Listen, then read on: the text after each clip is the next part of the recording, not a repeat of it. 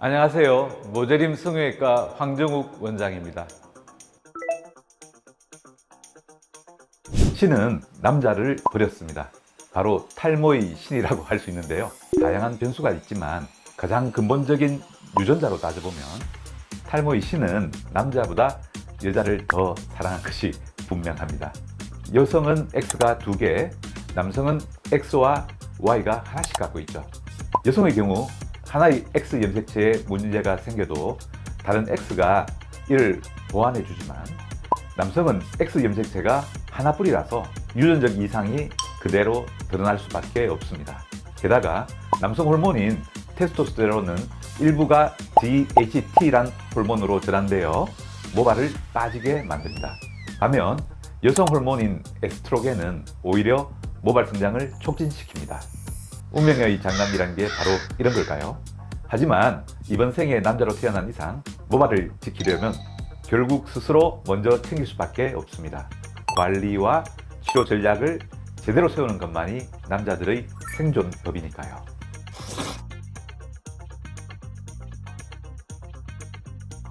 확실히 남성보다 여성이 탈모에 있어서 유리한 건 사실입니다. 하지만 그렇다고 여성에게 탈모가 전혀 생기지 않는 건 아닙니다. 여성 탈모는 주로 환경적인 요인에서 비롯되며 출산, 다이어트, 스트레스, 폐경기처럼 호르몬 변화가 큰 시기에는 탈모 가능성이 높아집니다. 그러나 남성과 여성의 탈모는 양상 자체가 다릅니다. 남성은 보통 앞머리나 정수리부터 빠지기 시작해서 점점 넓어지는 형태라면 여성은 정수리 부위의 모발이 전체적으로 가늘어지면서 숱이 줄어드는 시기죠. 여성 역시 탈모 유전자로부터 완전히 자유로운 건 아니지만 그래도 다행인 건 유전성 탈모라고 해도 남성처럼 대머리로 진행되는 경우는 거의 없다는 점입니다. 즉, 극심한 질환이나 환경 요인이 아닌 이상 여성은 생리적 구조 덕분에 완전 대머리에서는 비교적 안전하다고 할 수 있습니다. 다음 중 하나라도 해당된다면 당신은 이미 탈모빔에 맞았을 수도. 하나, M자 이마가 점점 깊어진다. 이마 양옆이 뒤로 점점 밀리고 있으면 유전형 탈모, 즉 안드로겐 탈모가 진행 중일 가능성이 높아요. 둘, 정수리 숱이 줄고 O자처럼 휑해진다. 이건 정수형 탈모일 가능성이 있어요. 유전형은 물론 다이어트나 스트레스 같은 환경적 요인도 의심해 봐야 합니다. 셋, 손가락으로 쓸었을 때 머리카락이 3개 이상 빠진다. 가볍게 쓸었는데 3개에서 5개가 뚝뚝 빠지면 이미 모발이 약해졌다는 신호일 수 있습니다. 넷, 채모는 많은데 머리는 빠진다. 두상을 제외한 눈썹, 팔다리, 가슴털이 풍성하다면 탈모가 진행될 가능성이 높습니다.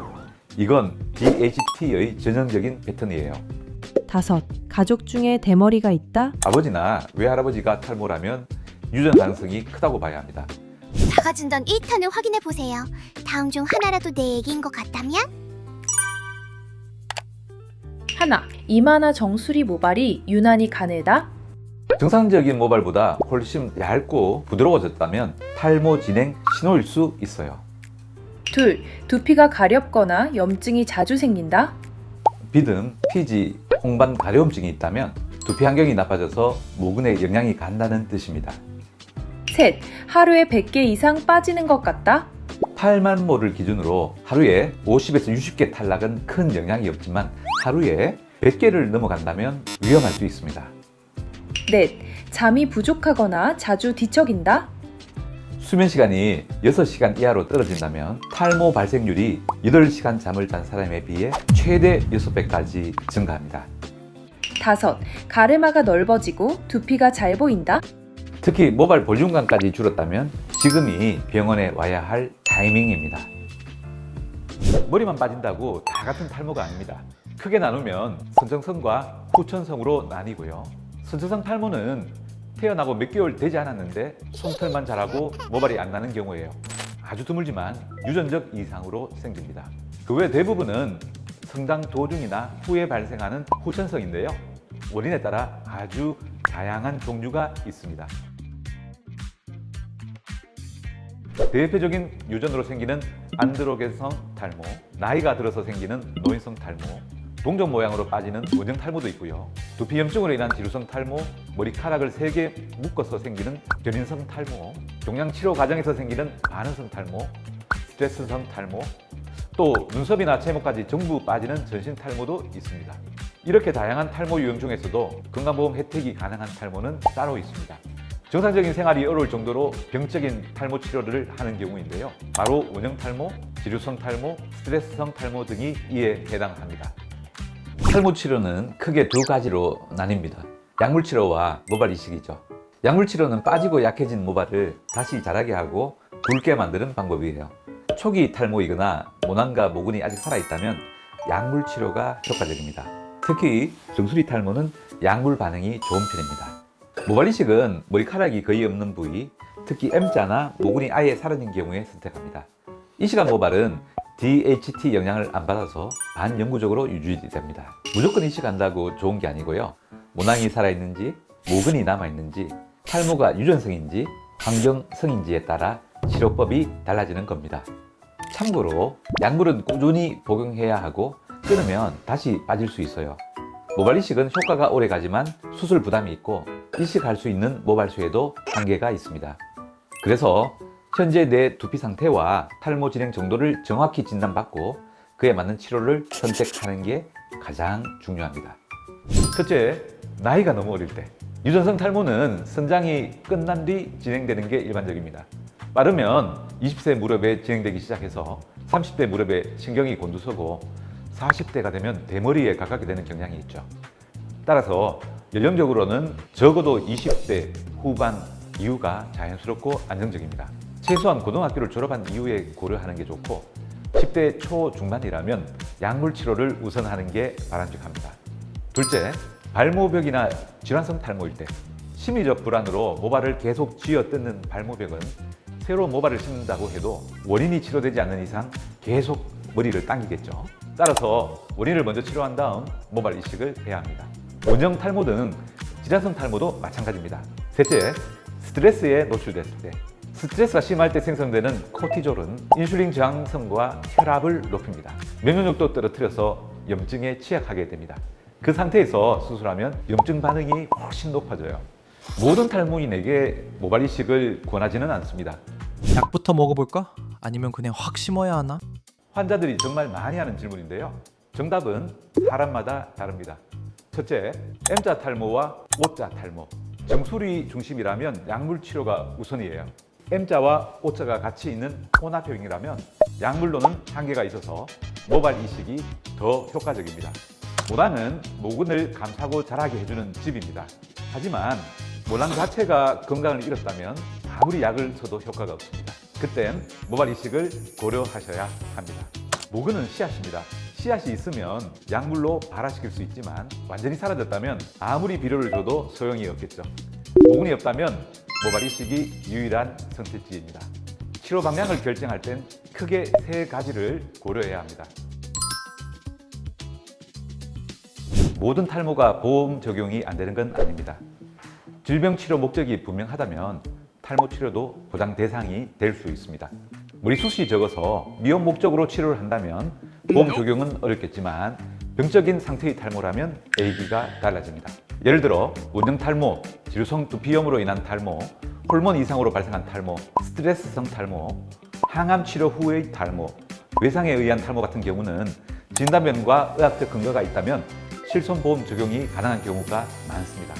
여기서 유용한 꿀팁. 질병 코드를 알맞게 잘 적어야 한다는 것입니다. 적절한 질환 항목의 코드 번호가 기입되지 않거나 의사소견서나 진단서가 불명확하면 보험금신사에서 탈락될 수도 있습니다. 약부터 먹어볼까? 아니면 그냥 확 심어야 하나? 환자들이 정말 많이 하는 질문인데요. 정답은 사람마다 다릅니다. 치료 방향을 결정할 땐 크게 세 가지를 고려해야 합니다. 첫째, M자 탈모와 O자 탈모. 정수리 중심이라면 약물 치료가 우선이에요.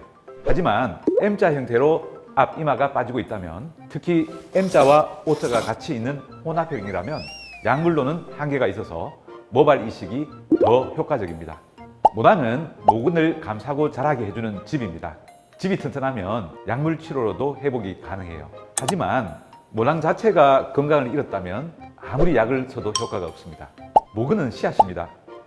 씨앗이 있으면 약물로 발화시킬 수 있지만 완전히 사라졌다면 아무리 비료를 줘도 소용이 없겠죠. 이식한 것도 나중에 다 빠지는 거 아니야? 모발 이식을 처음 접하는 분들이 가장 많이 걱정하시는 내용인데요. 여기서 공요부 우성 원리를 알면 확실히 이해하실 수 있습니다. 공요부 우성 원리란 이식된 머리카락은 원래 있던 부위의 특성을 그대로 유지한다는 뜻입니다. 우리가 모발을 씹을 때는 후두부나 측두부 쪽의 모발을 채취해서 이마 쪽이나 정수리 탈모 부위에 씹는데 이 후두부 모발은 탈모 유전자의 영향을 거의 받지 않아요. 즉 M자나 O자 탈모가 진행돼도 후두부 모발은 끝까지 굵고 튼튼하게 살아남죠. 그걸 옮겨 심었을 때도 그 성질 그대로 유지된다는 게 바로 공요부 우성 원리입니다. 똑같이 삼천모를 심어도 왜 더 비싼 병원이 있나요? 바가지 아니에요? 아닙니다. 첫 번째, 으로진 경력과 숙련도. 모발 이식은 간단한 시술처럼 보여도 사실상 한 땀 한 땀 정밀한 기술의 집약체입니다. 오랜 경력의 으로진은 손상 없이 모낭을 퇴치하고 생착률을 최대한으로 끌어올리는 노하우가 있습니다. 두 번째, 장비와 기술. 고배율 현미경, 미세 펀치, 조직 손상 최소화 시스템 등 사용하는 장비 수준에 따라 정교함과 생산율이 달라집니다. 세 번째, 모낭 채취 방식. 절개냐 비절개냐, 로봇이 하느냐 수작업이냐. 모낭을 어떻게 채취하느냐에 따라 필요한 인력과 시간이 달라지고 결국 수술 비용에도 영향을 줍니다. 네 번째, 사후관리 서비스. 모발 이식은 수술 당일보다 수술 이후가 훨씬 중요합니다. 붓기, 감염, 생착률, 두피 상태 관리, 보강 수술까지 체계적인 사후관리 시스템이 있는 병원은 결과에서도 큰 차이가 나겠죠. 정리하자면 같은 삼천모라도 누가 어디서 어떻게 심느냐에 따라 완성도와 생산율은 전혀 다르게 나옵니다. 진짜 아픈데 거짓말하는 거 아니에요? 이렇게 의심 많으신 분들이 있으시죠? 모발 이식 생각보다 아프지 않다는 확실한 증거 말씀드리겠습니다. 절개법은 일반적인 수술 정도의 통증이고 비절개법은 그에 비해 통증이 10% 정도 수준이에요. 그런데 절개법과 비절개법 모두 수술 중에는 부분 마취나 수면 마취를 해서 대부분 통증을 거의 느끼지 못합니다. 요즘은 수술 전부터 통증 완화를 위한 약물을 투여하고 수술 중에도 진정과 마취를 유지해서 편하게 진행됩니다. 그럼 수술 후에 더 아픈 거 아니냐고요? 수술이 끝난 뒤엔 무통 주사나 진통제 처방도 함께 이루어지기 때문에 생각보다 안 아파서 걱정한 게 민망할 정도였다는 후기가 많습니다. 여러분, 안 아프게 해드릴게요. 모발 이식 부작용이 주로 발생하는 주 원인은 다음과 같습니다. 첫 번째, 환자분의 두피 특성을 제대로 진단하지 않고 이식을 진행하는 경우입니다. 두 번째, 노후화된 장비와 수술 시스템. 세 번째, 가장 중요한 실제 집도를 하는 원장의 경험이 부족한 경우. 그 외 여러 가지 요인이 모발 이식 부작용을 초래할 수 있지만 대부분 생착률이 떨어지거나 절개 방식의 경우 후두부 쪽의 흉터로 인해 고통받는 분들이 대부분이죠. 결국 얼마나 잘 설계하고 섬세하게 진행했느냐가 문제인 것입니다. 결론은 간단해요. 내 두피 특성에 맞는 방식과 밀도로 설계하고 경험 많은 병원과 의료진이 정밀하게 이식할 때 부작용은 거의 발생하지 않습니다. 요즘 20대, 30대도 모발 이식 많이 합니다. 그리고 앞으로는 더 많아질 겁니다. 특히 젊은 여성분들 사이에서는 탈모가 아닌 경우에도 넓은 이마 면적을 줄이거나 불규칙한 헤어라인을 교정하는 등 미용 목적의 모발 이식을 고려하는 경우도 많아졌습니다. 건강보험 통계에 따르면 탈모 치료를 받는 사람 중 절반 가까이가 20대에서 30대예요. 예전과 달리 탈모는 더 이상 중년 남성만의 고민이 아닌 것이죠. 왜 이렇게 젊은 사람들에게서 탈모가 늘었을까요? 유전, 스트레스, 잘못된 식습관, 생활습관 등 복합적인 이유로 탈모 시작 연령이 낮아지고 있습니다. 에이 설마 아직 애매한데 굳이 병원까지? 이런 생각으로 병원에 가는 걸 자꾸 미루는 분들 계신가요? 그렇게 미루다가 오시는 분들은 진료실에서 꼭 이런 말씀을 하십니다. 선생님, 왜 이제야 왔을까요? 더 일찍 올 걸 그랬어요. 생착률은 90% 이상 수준으로 대부분의 모발이 생존합니다. 10명 중 9명은 성공한다는 모발 이식. 혹시 내가 운이 안 좋아서 그 한 명이 되면 어떡하지? 모발 이식은 운이 아닙니다. 실패에는 반드시 원인이 있고 그 말은 실패하지 않는 방법도 명확하다는 뜻입니다. 모발 이식 재수술이 필요한 대표적인 케이스는 모낭의 이식 깊이나 각도나 간격 계산이 잘못된 경우, 모낭 분리 과정에서 조직이 손상된 경우입니다. 또한 굵은 모발을 앞머리에 심는 등 헤어라인의 모발 굵기나 질감을 고려하지 않으면 딱 봐도 인형머리처럼 어색해질 수 있습니다. 디자인도 중요합니다. 모든 사람에게 같은 디자인으로 심는다면 그건 그냥 공장이나 다름없겠죠. 그래서 실패하지 않는 방법이 뭐냐고요? 디자인, 방향, 깊이, 밀도까지 전부 나에게 맞춤으로 설계해 줄 수 있는 경험 많은 의료진을 선택하는 것입니다. 커팅 방식이 결과 자체에 큰 차이를 만들지는 않습니다. 생착률이나 모발의 굵기 같은 본질적인 결과는 동일합니다. 다만 수술 과정과 환자분의 편의성, 비용 측면에서 차이가 생깁니다. 이 커팅 방식에도 종류가 있는데요. 머리 전체를 미는 전체 삭발, 뒷부분이나 옆머리만 자르는 부분 삭발, 그리고 아예 자르지 않는 무삭발 방식이 있습니다. 전체 삭발은 모낭 채취 시 시야가 넓어져서 빠르고 효율적입니다. 그래서 비용과 시간 면에서 경제적인 편이지만 삭발 자체에 부담이 있는 분들에겐 쉽지 않은 선택이에요. 반면 무삭발 방식은 티가 거의 안 나서 바로 일상 복귀를 해야 하는 분들이 많이 찾습니다. 특히 수술한 티가 안 나는 걸 선호하는 직장인에게 인기죠. 하지만 수술의 난이도가 높아서 비용과 시간이 다른 방식들에 비해 비교적 높게 책정된다는 단점이 있습니다. 결국 어떤 방식을 선택하느냐는 환자의 생활 패턴과 우선순위에 따라 달라집니다. 중요한 건 어떤 방식을 택하든 결과는 동일하게 가져갈 수 있느냐. 그건 병원의 경험과 노하우에 달려 있습니다. 절개 방식은 후두부에서 두피 일부를 절개해 모낭을 채취하기 때문에 흉터가 생길 수 있다는 건 사실입니다. 그런데 요즘은 흉터를 최소화할 수 있는 기술이 정말 많이 좋아졌거든요. 숙련된 의료진이 함께 하면 절개폭 자체가 작고 봉합도 정교하게 들어가서 흉터가 거의 눈에 띄지 않게 회복되는 경우가 많습니다. 맞춤형 사후 관리가 중요한데요. 피부 두께, 회복 속도, 흉터, 체질 등 개인별로 관리가 달라지기 때문에 환자에 맞는 방식으로 관리하면 흉터를 훨씬 줄일 수 있습니다.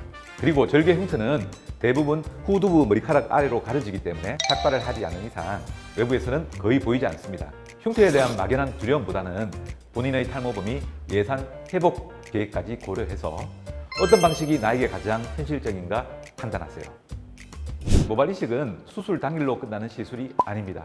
잘 심는 것도 중요하지만 잘 돌보는 것을 놓치면 안 되거든요. 수술 당일이 아니라 그 이후의 과정에서 결과가 결정된다고 해도 과언이 아닙니다. 이식된 모낭이 안정적으로 자리 잡고 실제 머리카락으로 자라나는 데는 최소 5개월에서 1년 이상이 걸리는 장기적인 여정이죠. 그 사이 두피 환경이 어떻게 유지되느냐가 생착률에 직접적인 영향을 미칩니다. 체계적인 관리가 잘 이루어지면 같은 3,000모를 심어도 생착률과 모발 굵기, 체종 밀도에서 확연한 차이가 생깁니다. 수술 잘 하는 병원을 찾는 것도 중요하지만 수술 후 과정을 함께 책임지고 동행해줄 병원인지 꼭 확인해 보세요. 진짜 결과를 만드는 핵심입니다.